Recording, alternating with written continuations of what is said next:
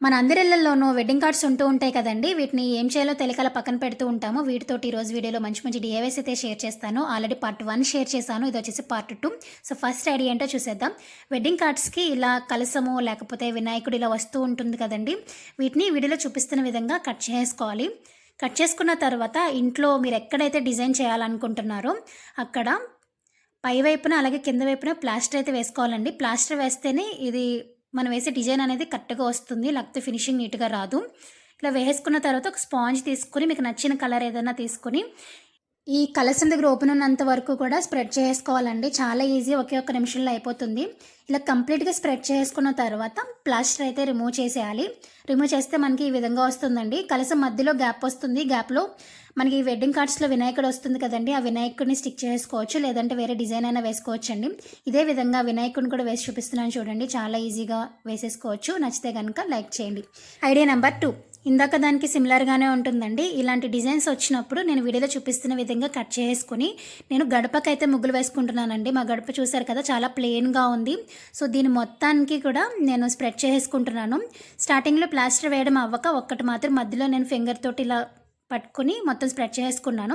దాని తర్వాత ఇలా ప్లాస్టర్ అయితే వేసుకుంటున్నానండి. ప్లాస్టర్ వేసుకుంటే ఏంటంటే ఈ పేపర్ అనేది కదలకుండా ఉంటుంది. డిజైన్ నీట్‌గా వస్తుంది.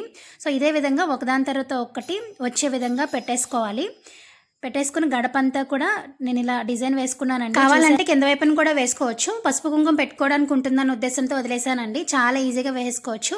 ఎలా అనిపించింది అనేది కామెంట్ చేయండి. Idea number 3.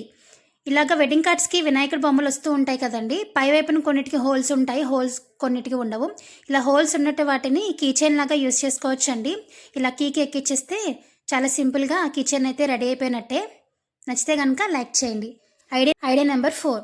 ఇందాక మీకు హోల్ ఉన్నటువంటి వినాయకుడిని చూపించాను కదండి. అంటే పైన గ్యాప్ ఉన్నటువంటి, ఒకవేళ గ్యాప్ లేనటువంటి వినాయకుళ్ళు వస్తే కనుక వీటిని చాలా బాగా యూజ్ చేసుకోవచ్చండి.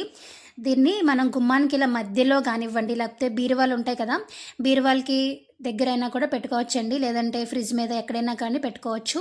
ఎలా అనిపించిందో కామెంట్ చేయండి. Idea number 5. వినాయకుడు ఇలా కూడా రౌండ్గా వచ్చేటువంటివి ఉన్నాయి కదండి. ఇప్పుడు నేను చూపించిపోయే ఐడియాకి మీకు ముందు చూపించినటువంటి వినాయకుడు లేకపోతే ఇలా వచ్చినవైనా ఎలా అయినా కూడా మీరు తీసుకోవచ్చండి. సో, నేనైతే ఇలా రౌండ్గా ఉన్నటువంటి వినాయకుడు ఉంటే అది తీసుకున్నాను. ఇప్పుడు దీని వెనకాల అంటించుకోవడానికి ఒక చిన్న క్యాప్ తీసుకున్నానండి. ఈ రెండింటికి మధ్యలో ఇలా డబుల్ ప్లాస్టర్ అయితే వేసుకోవాలి. ఫస్ట్ ఈ వినాయకుడు వెనకాల డబుల్ ప్లాస్టర్ వేసుకుని ఓపెన్ చేసుకుని ఇప్పుడు క్యాప్ అంటించుకుని మళ్ళీ క్యాప్ వెనకాల ఇంకొక డబుల్ ప్లాస్టర్ అయితే వేసుకోవాలి. ఇప్పుడు మనం గోడకి దేవుడి ఫోటోలు పెడుతూ ఉంటాం కదండి. అగరబత్తిలో వెలిగించాలంటే వీలు కాదు. అలాంటప్పుడు ఫోటో పక్కన ఇలా మనం స్టిక్ చేసుకుని అగరబత్తులు అయితే వెలిగించుకోవచ్చండి. చూడడానికి చాలా బాగుంటుంది. క్యాప్ కవర్ అవుతుంది, అందంగా ఉంటుంది. నచ్చితే కనుక లైక్ చేయండి. Idea number 6. ఇలా కలర్ఫుల్గా ఉన్నటువంటి వెడ్డింగ్ కార్డ్ తీసుకొని ఇలా మధ్యకైతే కట్ చేసుకుంటున్నాను. ఒకవైపు అయితే మనకు సరిపోతుందండి. ఇప్పుడు వీడియోలో చూపిస్తున్న విధంగా ఎంత చిన్నగా మనం ఇలా ఫోల్డ్ చేయగలిగితే అంత చిన్నగా ఫోల్డ్ చేయాలండి. ఫోల్డ్ చేసిన ప్రతిసారి ఇలా ఫింగర్స్తో ప్రెస్ చేసినట్లయితే మనకు ఆనమాలు అయితే పడిపోతుంది. ఎంత వీలైతే అంత చిన్నగా ప్రెస్ చేసి ఓపెన్ చేసేయండి. ఓపెన్ చేసిన తర్వాత ఇప్పుడు ఇలా ఒకసారి పైకి ఒకసారి కిందకి ఇలా జిగ్జాగ్ లాగా ఫోల్డ్ అయితే చేసుకోవాలి. ఇప్పుడు కూడా ఫోల్డ్ చేసిన ప్రతిసారి మనం ఫింగర్తో గట్టిగా ప్రెస్ చేసినట్లయితే మనకు ఆనమాలు పడుతుందండి. అలా పడితేనే ఈ డిజైన్ అనేది బాగా వస్తుంది. ఇలా కంప్లీట్గా అటు ఇటు తిప్పేసుకున్న తర్వాత మళ్ళీ దీన్ని ఇలా ఓపెన్ చేసేసుకోవాలి. ఇప్పుడు ఎడ్జిల్కి ఇలా గమ్ అప్లై చేసుకుని రెండింటిని కలుపుకుంటూ అతికించుకోవాలండి. స్టాప్లర్ పిన్ కూడా యూస్ చేయొచ్చు.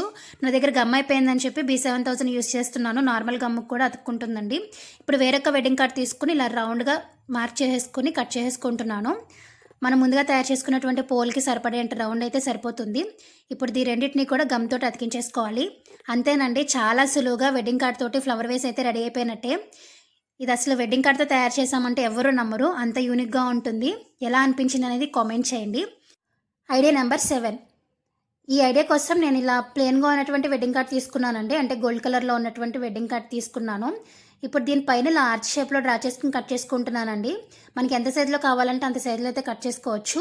ఇలా డబల్ ఫోల్డ్ మీద కట్ చేస్తున్నాను, కొంచెం దలసరిగా ఉంటుందని. ఇప్పుడు దీని కింద లెంత్ ఎంతైతే ఉందో చూసుకుని దాని ప్రకారం ఒక కార్డ్బోర్డ్ పీస్ని కట్ చేసుకున్నాను. 4 వైపులా అంతే ఉండే విధంగా కట్ చేసుకున్నాను.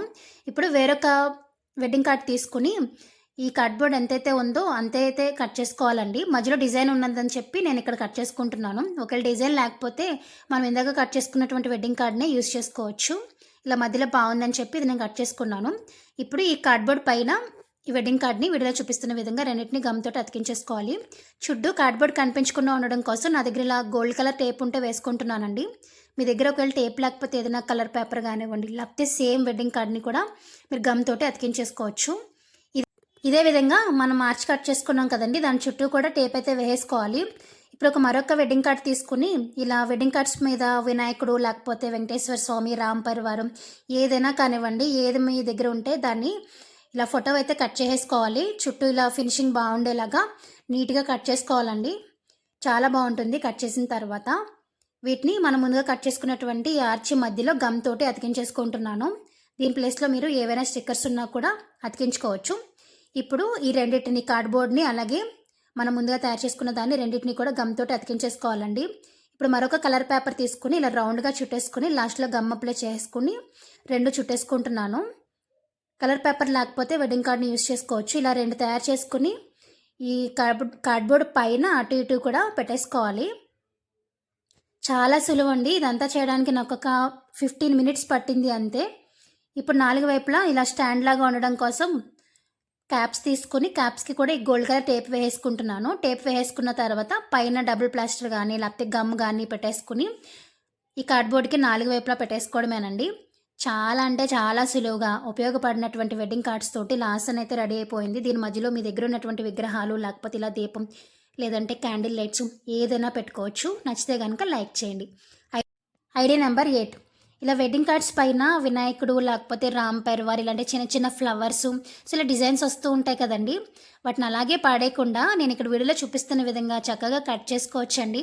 చాలా ఈజీగా కట్ అవుతాయండి, ఎక్కువ టైం కూడా పట్టదు. ఇలా కట్ చేసినప్పుడు చాలా హ్యాపీ ఫీలింగ్ కూడా వస్తుంది. నాకైతే అలాగే అనిపించిందండి, అందుకే మీతో షేర్ చేస్తున్నాను. ఇలా అన్నిటినీ కూడా కట్ చేసుకుని పక్కన పెట్టుకుంటే స్టిక్కర్స్ లాగా యూజ్ అవుతాయండి. ఇలాంటి ఏవైనా క్రాఫ్ట్ డిఐవైస్ చేసినప్పుడు లేదంటే ఇంట్లో కూడా బీరువా పైన లేకపోతే ఫ్రిడ్జ్ పైన మనం అంటించుకుంటూ ఉంటాం కదా కబోర్డ్స్ పైన, సో అలా కూడా మీరు యూజ్ చేసుకోవచ్చండి. చాలా అందంగా ఉంటాయి. సో అదండి ఈరోజు వీడియో. నేను ఈరోజు చూపించినటువంటి ఐడియాస్లో మీకు ఏ ఐడియా బాగా నచ్చింది అనేది కామెంట్ చేయండి.